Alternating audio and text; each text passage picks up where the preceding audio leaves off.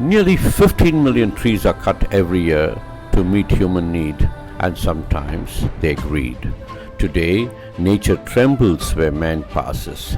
INDeco hotels pioneered into regenerative rural tourism to look at tourism as a tool for socio-economic development of local communities. People, heritage, ecology, and culture remain the pillars of INDeco's mission. At a time when most people were busy cutting trees, flattening the earth, destroying heritage to create tourism products, INDeco was finding earth spaces in densely wooded plantations to plant its unique hotel. Not a tree is cut.